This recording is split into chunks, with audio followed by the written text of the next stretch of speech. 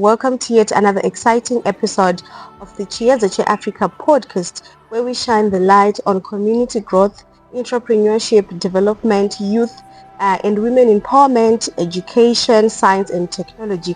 And in today's special episode, I am honored to be joined by Tendai Pikirayi, who is the program manager at Diakonia Zimbabwe. Tendai, welcome to our humble podcast.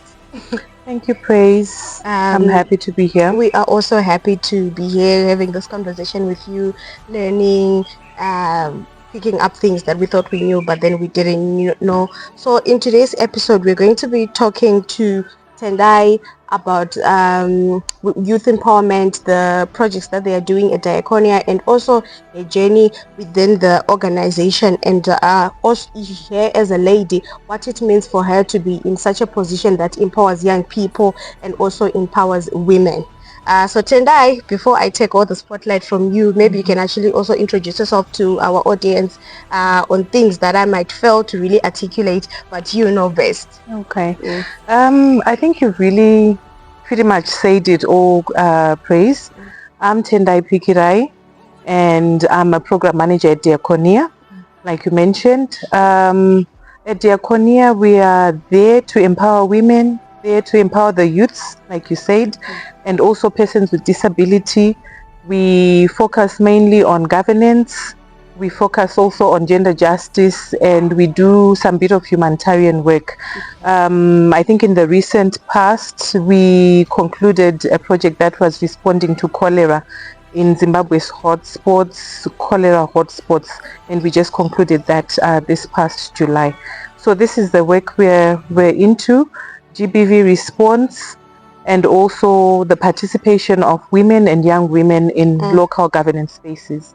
That is really amazing, like the way that you are actually articulating it, and the projects that you said you recently did, especially the case with cholera. I think you are, for me, when I hear people and organizations doing such work, it really means a lot, because we live in a cruel world, but then that small percentage of people like you and the organization putting in some work to ease things in the spaces that we live in, it's really amazing. And me and the people of Zimbabwe will always thank such organizations for being around. Now, Tendai, before we really get into much more about Diakonia, maybe we can actually learn a few things about you yourself. What does a day look like as a program manager? What is it that also inspired you to say, okay, this is the path that I want to take in terms of helping and empowering women and young people? All right. Thank you for that, or for those two questions, please. So I think what I do is really inspired by both personal lived experiences and also what I went through in my work context. So the personal experiences growing up in Zimbabwe. Zimbabwe is a patriarchal society where men and boys historically have had advantages over women and girls, be it in education, be it in the workspace, even in churches. So, growing up, I've got 3 siblings, and these 3 are all boys. I'm the first. So, the house chores, I got to do, almost everything, and they did nothing. But in terms of education, we got the same opportunities really, but for me it was really the household chores. So I just used to question myself, if we help each other, I'm less grumpy, I'm less tired. If everyone participates, it doesn't mean that, when everyone participates, they become less of people. If my brothers help me, but at the end of the day, we are a happy family. We've helped each other. I'm not burnt out. So it's just one of those, things that inspired me to want to get into the gender justice space. I think a funny example is how, growing up, the men would slaughter a cow there. They would have the cow's breast. They would bride and eat it there. So, I was really hurt. It's a funny one. But I thought, this is a delicacy. Why can't women or girls also eat let's this? share everything together. Yes, it's a preserve for men only. When they slaughter the cow, they eat it there. It doesn't even come home. So one of the times I asked one of my little brothers to bring me some, and then they brought it for me, and I really enjoyed it. And I'm like, you know what, they're keeping this away from us. What happens if I also enjoy it? Yeah. So it's those little things. Then in the professional world, I have just been realizing, even in the past, even presently, that women and girls, if you're a woman with disability or a girl with disability, it's even worse. It's layered like that. So they're excluded from decision-making spaces, leadership roles. So it made me want to contribute to shifting, those power dynamics, contributing to systems that promote equality. Then my day, at Diakonia is really no one day or no 2 days are the same. Yes, but the thread that runs through all of them is the work that we do to amplify, the voices that are usually left out of decision-making spaces. But it's really strategic work, strategic thinking, engagement with the partners that we support. Diakonia is non-implementing, so we give financial support and even technical support to grassroots organizations, civil society organizations that are implementing this work in the communities. So it's strategic at that level. Then it also goes to meetings with various duty bearers. It can be line ministries. Then it can look like me being in the field with the rights holders themselves, the recipients of this support that we're giving. Yes. That is really amazing. Your journey, what actually pushed you into saying, no, I want to challenge and make it a bit shareable. Like the community, it doesn't have to be boy child or girl child. Everything just needs to be equally proportioned. That is so amazing. Now, what you also do, you mentioned, and also what Diakonia does is gender justice. Now let's get in. So in your view, what are the most pressing challenges, especially here in Zimbabwe, that girls keep on facing? Because yes, we have had challenges before: early child marriages, lack of opportunities, lack of educational facilities. But then are we now at a space whereby those challenges are still the same without proper solutions, or through the work that you have done and through the things that you have implemented and also seen, is it changing for the better? Okay. I would say our challenges largely are still the same, but we are having some featuring. One that I would mention, which is newish, it's the violence that is technology based. Cyberbullying. Yes, cyberbullying, technology-based, gender-based violence against the girls, against the women even. It might be women in leadership positions, women in political spaces, trolling on the internet, pulling, the young women and women down, saying bad things about these women in the internet spaces. So I would say that's the new one, but basically the challenges are still the same, probably because of gaps in implementation. We do have frameworks, to help us promote access to education, like you mentioned, access to economic empowerment for women. But probably what lacks is the financing and the implementation of these frameworks. So those challenges still remain. We still have child marriages. We still have people who are giving in their children to marriage, probably to better off families for food security reasons. We still have girls dropping out of school because, the boy child's education is prioritized. Probably the finances have depleted in the home, and what is prioritized is the girl's education, the boy's education, over the girl child. We also have issues of menstrual hygiene that are keeping girls out of school. They do not have decent sanitary wear, so they would rather stay at home when one is on their periods. So they are kept out of school, they stay at home.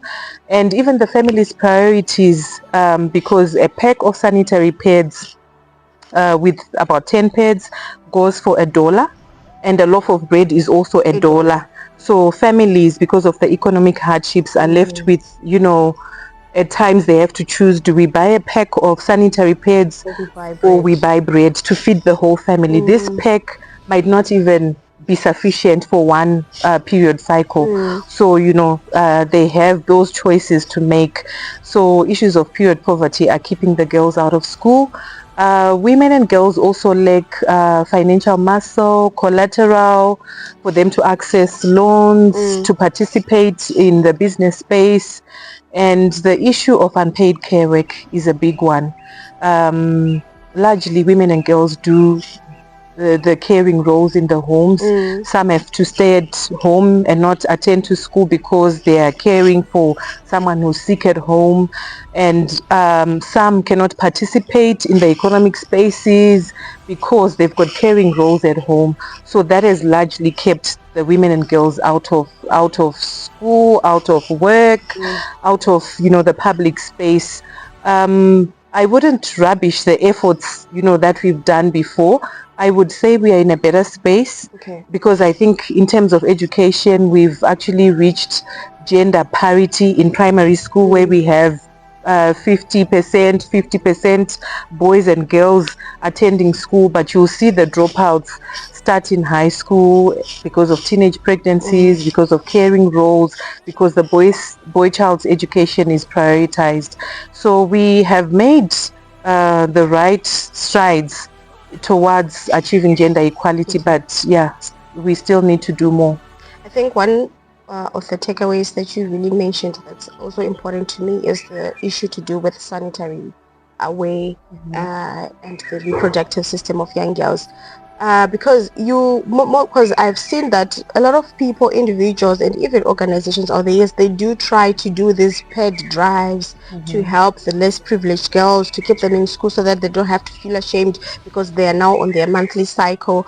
But then I still feel like that is something that even the government really need to up their hand on that area, because it's not fair that, for me personally, in my opinion, I always argue with people that it's not fair that we get free condoms in toilets, but then we have to buy pads, because you choose to be intimate with someone, but then as a girl I don't choose to go on my periods. It's nature's way of design, and if I can't afford sanitary pads, then that's something that the society as a whole need to come together. But then at Diakonia, as you said, that you have implemented changes, there are certain changes that are taking place, and some areas have improved. It really deserves its round of applause, and also its flowers. Now, can we also come back to how closely is it that you work with the government in implementing some of these projects to the community in terms of finances, and also, even if you do have the money, how easy is it for you to actually reach out to the government and say, we now want to go into the communities that you govern, and we have this and that? Okay. I would say for us as Diakonia, it's really been easy. Like I mentioned before, we have partners that are on the ground and who are very in touch with the various government line ministry. For example, the Ministry of Women's Affairs. We've done things together, even at national level, even at the grassroots, at the district, provincial levels. And we also, because of our governance project, we are working with all the 92 local authorities, yes, in the government. And these partners, interact with government partners on a day-to-day basis. We get clearance from the government that we've got these projects. Actually, the projects do come from the communities themselves, because we have evaluations and we find out what are the community needs. So the government is involved right from design and through implementation, then also as we evaluate projects. And those open communications have yielded results. And you mentioned the issue of sanitary ware. I think through our projects, we've managed to assist some local authorities, and also capacity building of these young women. They participate in local budget consultations, and they've influenced how community funds are used, and some of the money has been directed towards purchasing sanitary ware. It might not be something big or to cover the problem that we've had, but those efforts are ongoing. Yes. That's really impressive. Then in terms of sanitary ware, because recently I've also been reading that most people are also now encouraging for the manufacturing and of reusable sanitary ware, so that someone can just buy sanitary as if they're buying their inner tights, instead of every month you need to fork out $1. Sometimes you won't even have that certain dollar. Is it something that also your organization is looking into? Oh yes, we have partners, some that we've supported in the past that were working on such projects.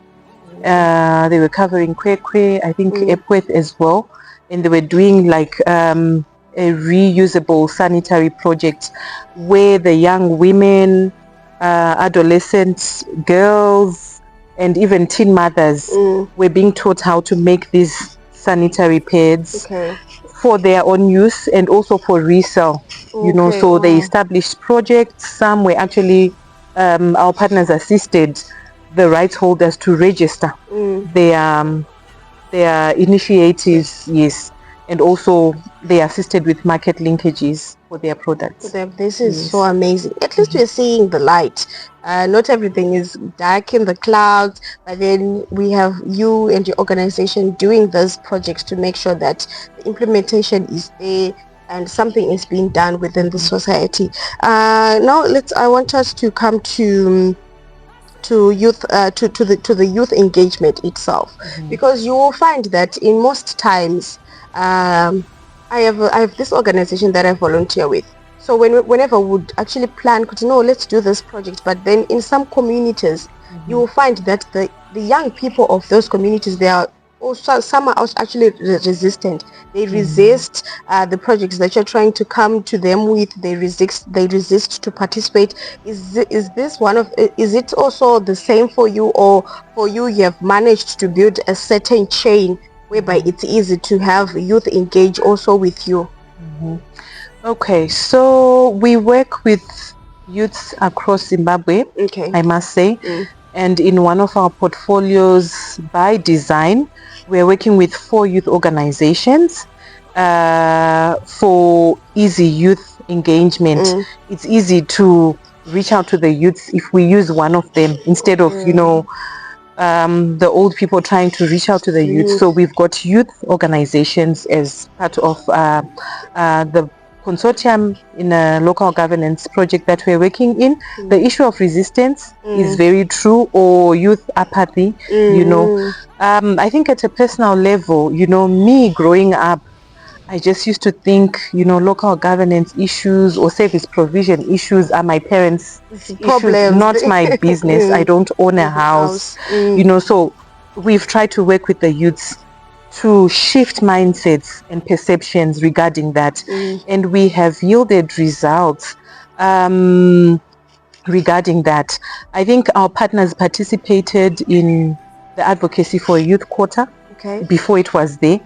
So here we're empowering the youths to advocate for the government to have a quota, a reservation for the quota for the youths to participate at parliament level, and this has become a reality. We have youths in parliament, and I think the youths are fast evolving, so if things move slowly for them, there's also migration, issues of migration. So what we've done is we've infused economic empowerment into programs that engage the youth, so that probably we can keep them in one place. They see the value in what we are doing, and also trying to be innovative. Gone are the days where we are just having meetings under the tree. So we engage youths on Twitter in their spaces, maybe. So we've gone out into the youth spaces. So that has proven to work well for us, and also making the youths realize that you have a say in local governance issues. You need to participate. If you do not participate, how do we know the things you need? So it's better off if you're represented at that decision-making table. There are not assumptions going on. We actually have a voice there. So yeah, that is working well. And we are not yet where we want to be, but in the right direction. This episode of Chiedza CheAfrica is proudly sponsored by Tank Pro. Tank Pro under Elite Tank Limited is your premier business consultancy, transforming vision into excellence for students and businesses worldwide. Offering professional short courses, website development, digital marketing, project management, bookkeeping, business support, and HR solutions. They are here to elevate your success. Dial +44 73 916 373 70, or you can WhatsApp or visit www.tankpro.co.uk to learn more and take the next step towards your goals. Stay tuned in for more inspiring content. Amazing that it's the system that you have implemented for young people to really engage with you, because it doesn't help much if an organization is coming with resources, but we as young people, we keep on resisting and we don't want to shift the mindset. And one thing that you actually mentioned that I've actually seen rising is the implementation of modern parliamentary courts, because I saw one last month whereby it was filled with university students. They were engaging at the main parliament on issues, and there were representatives from the government listening to what young people really have to say in parliament. So that is something something is being done, and me as a young person, I'm actually happy because our parents didn't have this kind of facilities. They were just living their lives, but now young people are now being given the space to have their voices in. Now, I also want to talk about coming back a little bit to issues to do with gender justice. So when it comes to gender justice, do you only focus on promoting gender justice towards women, or you also balance it towards men? Because we have seen cries out on social media that sometimes the law only favors women. Women tend to play the victim that much, but then they also forget that there are men who actually also have a voice in terms of these issues, that men are, because when a man speaks out, I'm being abused, I'm facing such and such challenges, they are labeled as a weak man. And then do you also have implementations or policies within the organization that also pushes for when a certain group of men actually says, no, we are actually also facing the same challenges that women are facing in the society? All right. Thank you for that. So we do actually work with women, and we have realized that men are key players in issues of gender justice. Gender justice is not an issue about women only. Gender justice benefits everyone. It's about men, women. It's also about the youths that you mentioned that were previously, marginalized, left out of decision-making spaces or leadership roles.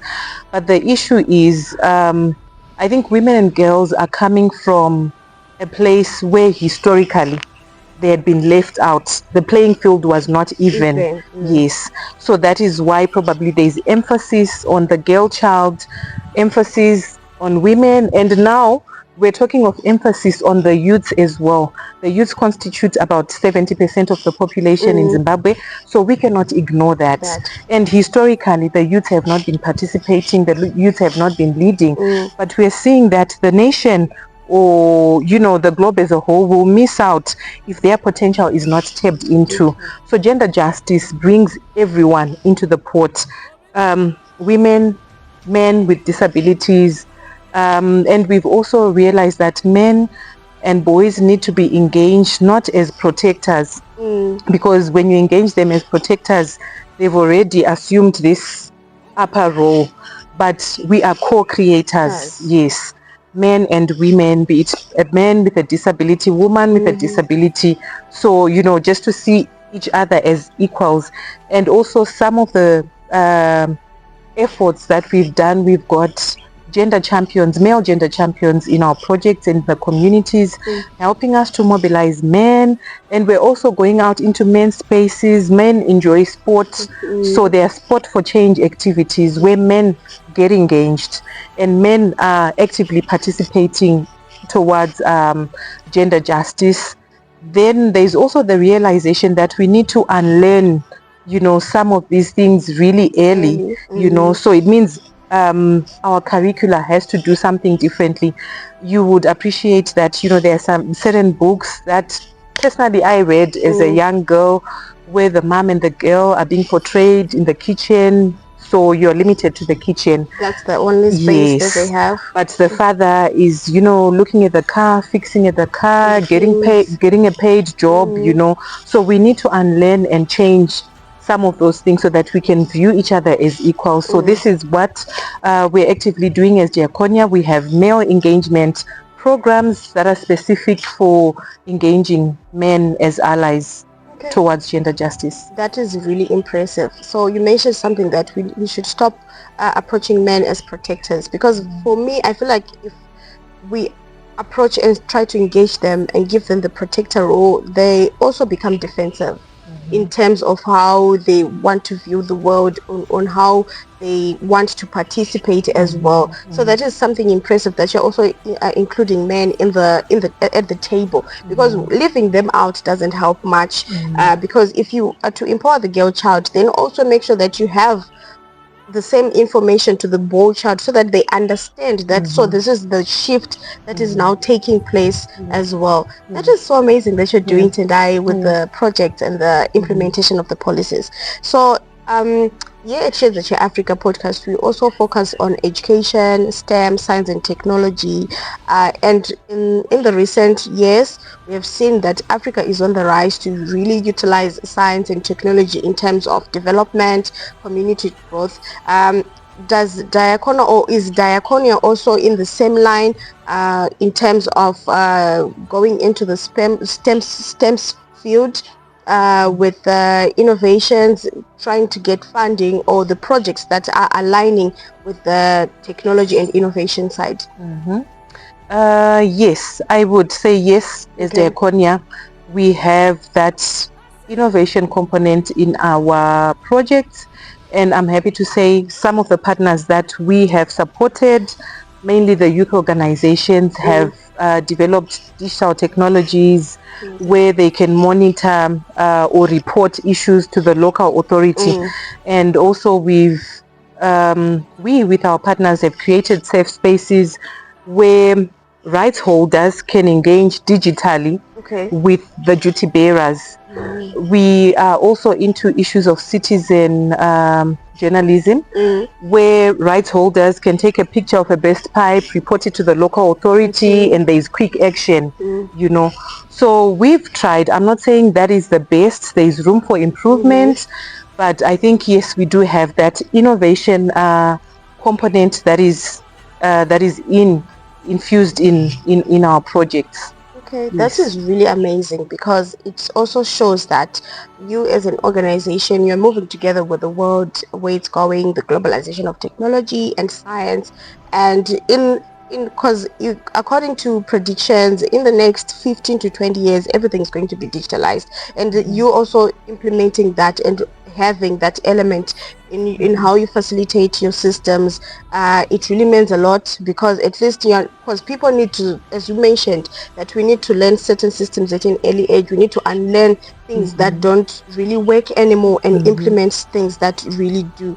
Still on that, on the innovation and STEM development,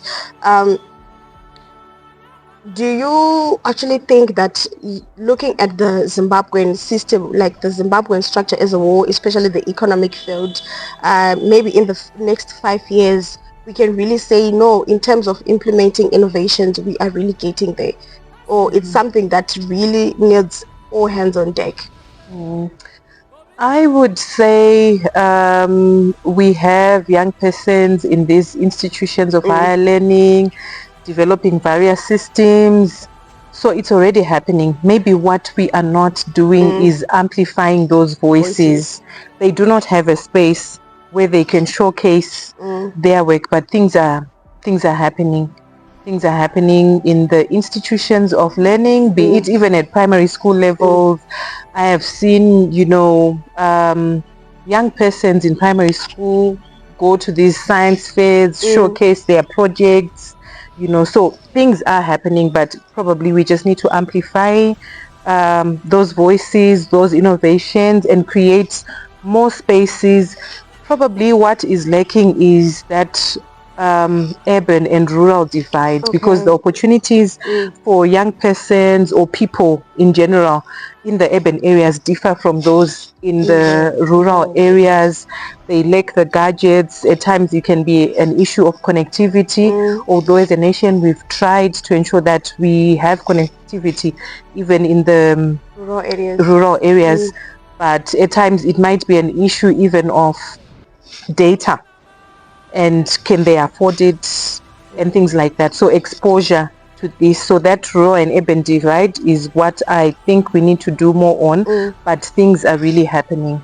I'm so glad that thing. And also you mentioned a very important part on how opportunities differ from someone in the urban areas and for someone in the rural areas. But then we're actually seeing as people, even though there's still a lot of work that needs to be done in incorporating the rural areas, especially young people that are based in the rural areas, to make sure that they have access to this funding, to these opportunities. It might take a while, but for me, I would really give a thumbs up to people that are actually going out of their way to engage with young people from such areas, to make sure that they have access to opportunities, access to education, and also access to just knowledge, because sometimes it's not about getting a fancy knowledge, but it's just someone coming to you and just teaching you, do you know how you can actually grow certain trees for you to economize it, or you can actually do this and that. So it's really something. And looking at the system that Diakonia is implementing, the way that you partner with government branches, engaging with young people and local governance, it's really important, and it's really inspiring. Thank you very much, Tendai, for all the work that you have been doing. So as we wrap this episode up, what is it that you feel like telling our audience, not only here in Zimbabwe but also in African communities that have these similar challenges with them?